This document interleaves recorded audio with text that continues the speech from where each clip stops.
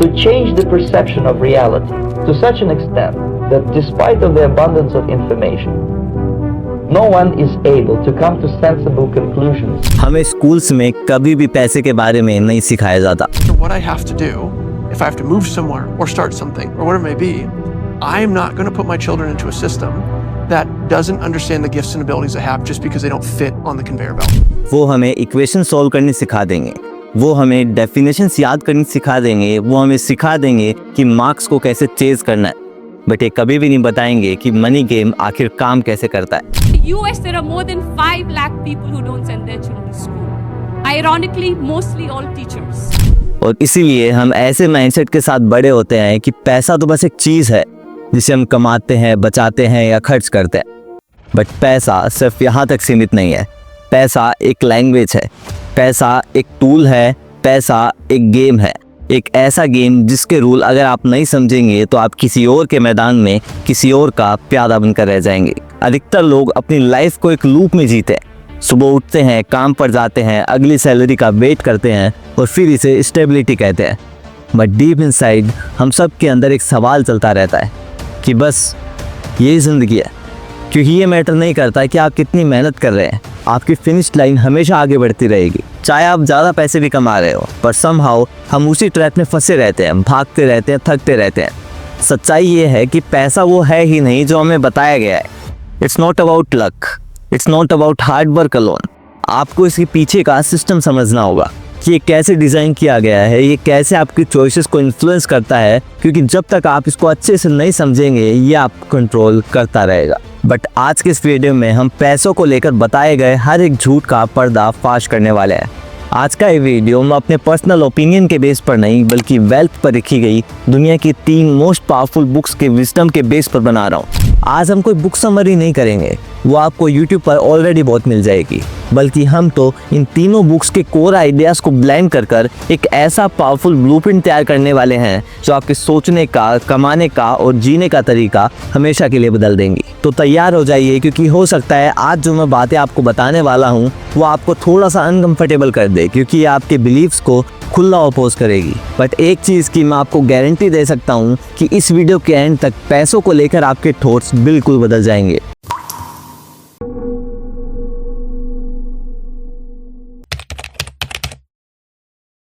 कुछ लोग 50,000 रुपये महीना कमाकर भी आराम से जीते हैं, जबकि कुछ लोग 5 लाख रुपए महीना कमाकर भी परेशान रहते हैं। और ये इसलिए होता है क्योंकि पैसा सिर्फ मैथ्स नहीं है, ये एक माइंडसेट है।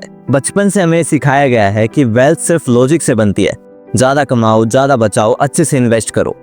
बट अगर ये सच होता तो हर ऐसा बंदा जो लॉजिकली सुपीरियर है उसे मिलियनेयर होना चाहिए था। सच ये है कि बहुत कम ऐसे फाइनेंशियल डिसीजंस होते हैं जो हम लॉजिकली लेते हैं। आप खुद बताइए, ऐसा कौन सा लास्ट फाइनेंशियल डिसीजन था जो आपने प्रॉपर एक्सेल शीट में कैलकुलेशन करके लिया था? अधिकतर डिसीजन डर में, जल्दबाजी में और इन्फ्लुएंस में आकर लिए जाते हैं, और वो डिसीजन लॉजिकल नहीं, इमोशनल होते हैं। द साइकोलॉजी ऑफ मनी में ऑथर ने एक बहुत अच्छी बात कही है कि आपके पास पैसा होगा या नहीं ये इस पर डिपेंड नहीं करता है कि आप कितने स्मार्ट हैं, बल्कि ये इस पर डिपेंड करता है कि आप पैसों के साथ कैसा बिहेव करते हैं। एक ऐसा इंसान जिसके पास नॉलेज एवरेज है बट उसके पास इमोशनल इंटेलिजेंस है, तो वो अपने रिटायरमेंट की एज तक कैसे ना कैसे कर वेल्थ बना ही लेगा। पर वहीं दूसरा इंसान जिसके पास दुनिया भर के फाइनेंशियल टूल्स है बट इमोशनल इंटेलिजेंस के बिना वो गरीब ही मरेगा। हम सबको ये सुनने में काफ़ी अच्छा लगता है कि भाई पैसे का तो कोई यूनिवर्सल ट्रूथ होगा कि भाई पैसा है तो ऐसे काम करता है, बट पैसे को लेकर हर इंसान का एक्सपीरियंस अलग अलग होता है। अगर किसी इंसान ने रिसेशन देखा है तो उसे रिस्क लेने में डर लगेगा, बट वहीं अगर किसी इंसान ने बुल मार्केट देखा है तो वो इसे फॉर ग्रांटेड लेगा। एक बच्चा जिसने बचपन से अपने पेरेंट्स को खर्चे निकालने के लिए स्ट्रगल करते देखा है, वहीं दूसरे ने आज तक चीज़ों की प्राइस टैग नहीं देखी। और इन डिफरेंसेस की वजह से लोगों के बिलीव्स भी बिल्कुल डिफरेंट होते हैं। इसलिए कभी कभी 2 लोग जिन्हें सेम एडवाइस मिली हो फिर भी उनके फाइनेंशियल ग्राफ काफ़ी अलग होते हैं, क्योंकि हम जिसे कॉमन सेंस कहते हैं वो हमारा पास्ट एक्सपीरियंस होता है। और जब हम हमारे पास्ट एक्सपीरियंस के बेस पर फाइनेंशियल डिसीजन लेने लगते हैं तब हमारा लॉजिक ऑटोमेटिक बैकफुट पर आ जाता है। बट अमीर बनना और अमीर बने रहना ये दोनों काफ़ी अलग अलग चीज़ें हैं। लोग एक बार पैसा कमाते हैं और सोचते हैं कि ये मनी फ्लो तो हमेशा ही चलता रहेगा, बट वो ये बात भूल जाते हैं कि पैसे को फ़र्क नहीं पड़ता है कि आपने उसे कमाने के लिए कितनी मेहनत की है। अगर आप लापरवाह हैं तो वो आपको छोड़कर चला जाएगा। जो लोग अमीर बने रहते हैं वो बहुत बोरिंग गेम खेलते हैं, वो इन शाइनी ऑब्जेक्ट्स को चेज नहीं करते हैं, वो शोर शराबे से ज़्यादा कंसिस्टेंसी पर ध्यान देते हैं। और इसीलिए आप देखेंगे जो इंसान सच में वेल्दी होगा उसके पास आपको हर तरह के नए नए गैजेट्स नहीं मिलेंगे, बट उसके पास आपको पीस ऑफ माइंड, फ्रीडम और कंट्रोल ज़रूर मिलेगा। क्योंकि पैसा कोई पेपर या कोई नंबर नहीं है, पैसे का एक्चुअल मीनिंग है कंट्रोल, अपने टाइम पर, अपनी एनर्जी पर, अपनी चॉइसेस पर। रियल वेल्थ वो नहीं होती है जो आप फ्लॉन्ट करते हो, रियल वेल्थ वो होती है जो छुपी रहती है। आपकी एक्सपेंसिव कार सबको दिखती है, आपके ब्रांडेड क्लोथ सबको दिखते हैं, बट आपका वो इमरजेंसी फंड, आपके वो कंपाउंडिंग एसेट्स, आपकी वो कंसिस्टेंसी, आपका वो डिसिप्लिन किसी को नहीं दिखता है। और वही एक्चुअल वेल्थ होती है। और यहीं से आपका माइंडसेट शिफ्ट होना शुरू होता है, जब आप अमीर दिखने की बजाय अमीर बनने पर फोकस करते हैं। अधिकतर लोग ये मानते नहीं हैं कि अमीर होने और गरीब होने का बीच का एक फंडामेंटल डिफरेंस लक नहीं होता है, वो होता है माइंडसेट। दो बच्चे सेम देश में रहे हैं, सेम स्कूल में गए हैं, सेम इन्वायरमेंट में रहे हैं, बट रिटायरमेंट की एज तक दोनों के फाइनेंशियल ग्राफ बिल्कुल अलग अलग है। क्यों? क्योंकि दोनों के माइंडसेट अलग अलग है। रिच डैड पुअर डैड में रॉबर्ट कियोसाकी अपने दो फादर्स का जिक्र करते हैं, एक जो उनके रियल फादर है जिन्हें वो पुअर डैड कहते हैं, और दूसरे जो उनके फ्रेंड के फादर है जिन्हें वो रिच डैड कहते हैं। दोनों ही बहुत इंटेलिजेंट और मेहनती थे, बट पैसों को लेकर दोनों के विचारों में रात दिन का अंतर था। पुअर डैड स्टेबिलिटी में विश्वास रखते थे कि अच्छे मार्क्स लाओ, अच्छी जॉब ले लो और सेफली रिटायर हो जाओ। बहुत रिस्पॉन्सिबल साउंड कर रहा है, बट ये बात आपको जिंदगी भर एम्प्लॉय बनाए रखेगा। ये आपको पैसा कमाने के लिए अपना वक्त बेचना सिखाएगा। ये आपको सिखाएगा कि वेल्थ को लेकर सवाल पूछना तो एक लालच की निशानी है। आप गलतियां करने से डरेंगे और आप गरीबी से थोड़ा सा ऊपर जीना सीख जाएंगे, इवन जब आप अच्छा भी कमा रहे हो। वहीं दूसरी तरफ रिच डैड सिक्योरिटी में नहीं, फाइनेंशियल फ्रीडम में विश्वास रखते थे। वो एसेट्स को समझने में, पैसों को समझने में, कैलकुलेटेड रिस्क लेने में विश्वास रखते थे। जहां एक तरफ पुअर डैड अपने घर खरीदने को अपनी लाइफ की सबसे बड़ी इन्वेस्टमेंट मानते थे, वहीं रिच डैड उसे एक लायबिलिटी मानते थे, अनलेस उससे आपको कोई इनकम हो रही है। पुअर डैड कहते थे कि हम इसे अफोर्ड नहीं कर सकते, जबकि रिच डैड पूछते थे कि हम इसे कैसे अफोर्ड कर सकते हैं। और स्टेटमेंट और क्वेश्चन के बीच का एक डिफरेंस ही अमीर और गरीब के बीच का डिफरेंस बनता है, क्योंकि क्वेश्चन पूछने से हमारा माइंड खुलता है कि हम इस चीज़ को कैसे अचीव कर सकते हैं, हम उन वेज के बारे में सोचना शुरू करते हैं। बट स्टेटमेंट देने से कि हम अफोर्ड ही नहीं कर सकते, आपका दिमाग तुरंत बंद हो जाता है। यहाँ बात सिर्फ पैसों की नहीं है, बात आपकी पूरी लाइफ की है। एक डैड इन्वेस्टिंग में विश्वास रखते थे और दूसरे सेविंग में। एक का मानना था कि पैसा हर प्रॉब्लम की जड़ है और दूसरे का मानना था कि पैसे की कमी हर प्रॉब्लम की जड़ है। और शायद इसीलिए अधिकतर लोग इस रैट रेस में फंसे हुए हैं। वो कमाते हैं, खर्च करते हैं, अपनी लाइफस्टाइल को अपग्रेड कर लेते हैं और फिर इसे ही रिपीट करते रहते हैं, month after month, year after year. कभी सवाल नहीं करते हैं कि क्यों वो एक ऐसे ट्रेडमिल पर भाग रहे हैं जो उन्हें कहीं नहीं लेकर जाने वाला है। बट जो लोग इसे पार कर जाते हैं, वो लोग ऐसे सिस्टम बनाते हैं जो उन्हें सोते समय भी पैसे ला कर दे। वो लग्जरी से पहले एसेट्स खरीदते हैं, क्योंकि एट द एंड बात सिर्फ पैसों की नहीं है। बात यह है कि आप कौन सी फिलोसॉफी चूज करना चाहते हैं। क्या आप ऐसे इंसान बनना चाहते हैं जो जिंदगी भर पैसे के लिए काम करे, या फिर आप एक ऐसी लाइफ बनाना चाहते हैं जहां पर आपका पैसा आपके लिए काम करे। अब लोग आपको ये भी कहते हैं कि ढंग से मेहनत करो, अपनी इनकम का 10% बचाओ, म्यूचुअल फंड में इन्वेस्ट करो और 60 की एज में पीसफुली रिटायर हो जाओ। ये लोगों का सपना भी होता है, बट लेट्स बी ऑनेस्ट, ये सपना भी एक ट्रैप की तरह नहीं लग रहा है। मतलब अपनी लाइफ के प्राइम ईयर्स काम करने में लगा दो, ताकि आप तब इंजॉय कर सको जब आपके घुटनों में जान नहीं बचे। ये है स्लो लेन। और अपनी book the millionaire fast lane में डीजे डिमार्को कहते हैं कि ये एक ग्लोरीफाइड स्कैम है जो हमें सिक्योरिटी के नाम पर बेचा जाता है। क्योंकि ये स्लो लेन भी तो आपको वही सिखा रहा है ना कि अपने ड्रीम्स को डिले करो, सिस्टम को फॉलो करो और तब जाकर मे बी कभी आप अमीर होंगे। बट कैसा हो अगर वो दिन आए ना, मतलब ज़रूरी थोड़ी है कि आपकी लाइफ वो 70-80 साल की होगी। देखो डीजे डिमार्को जो है वो इस माइंडसेट को पूरी तरह से खारिज करते हैं। उनका मानना है कि वेल्थ सिर्फ पैसा नहीं होता है, वेल्थ टाइम भी होता है। आपके बैंक में करोड़ों रुपए होने का क्या फ़ायदा जब आप उन्हें एंजॉय ना कर सके, आप बूढ़े हो चुके हो, आप थक चुके हो। असली वेल्थ तो वो है जब आप अपनी लाइफ के पीक ईयर्स को कंट्रोल कर सके। यहीं पर आता है फास्ट लेन। मतलब आपको एक ऐसी लाइफ डिज़ाइन करनी है जो आपकी लाइफ के पीक ईयर्स में आपको फ्रीडम दे सके, और वो होगा ऐसे सिस्टम्स बनाकर जो आपके समय के मुकाबले ज़्यादा तेज़ी से ग्रो करे। यहाँ बात हो रही है स्मार्ट वर्क की।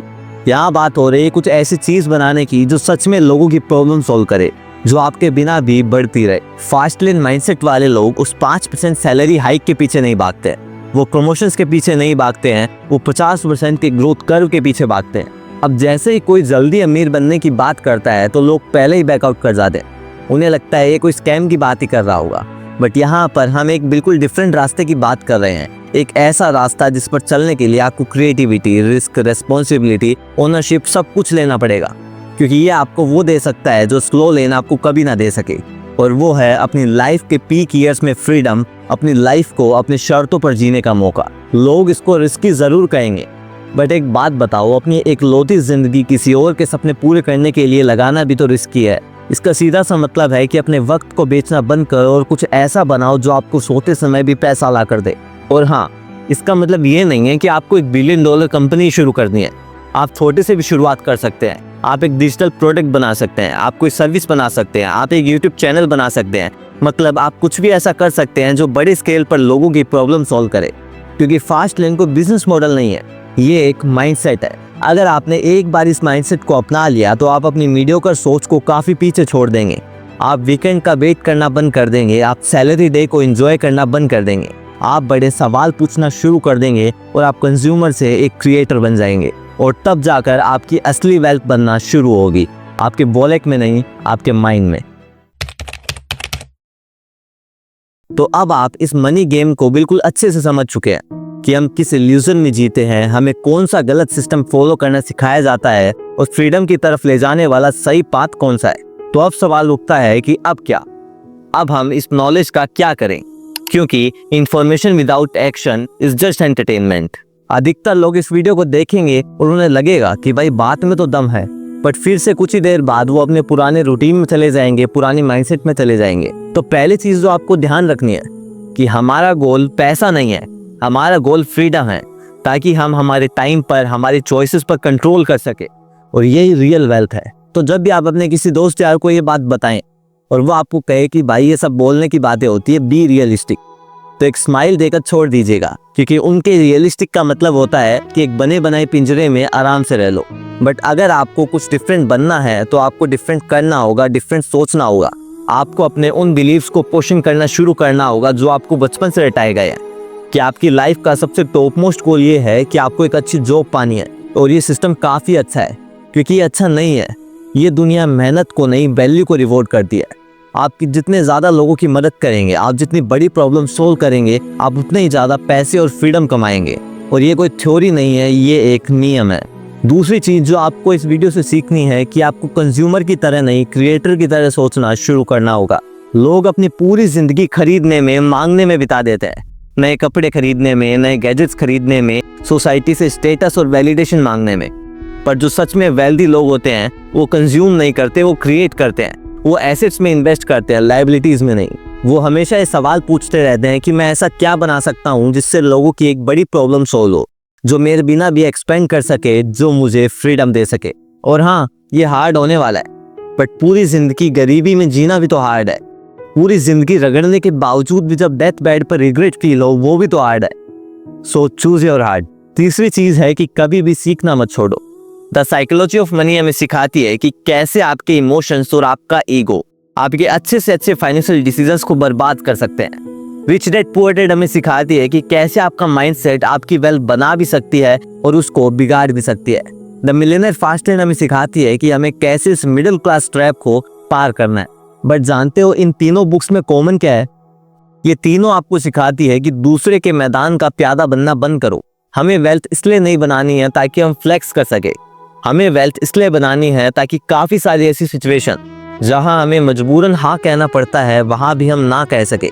हमें वेल्थ इसलिए बनानी है ताकि हम अपनी लाइफ में वो कर सके जो हमें अच्छा लगता है। तो अभी अपने आप से एक सवाल पूछिए, क्या आप उसी कहानी का एक छोटा सा किरदार बनना चाहते हैं जो इस सोसाइटी ने आपके लिए लिखी है, या फिर आप अपने कलम उठाकर अपनी खुद की कहानी लिखना चाहते हैं? अगर वीडियो पसंद आए तो इसे लाइक करके चैनल को सब्सक्राइब कर लीजिए, क्योंकि आपके भाई को आपकी ज़रूरत है और इस दुनिया को सही नॉलेज की। Thank you very much.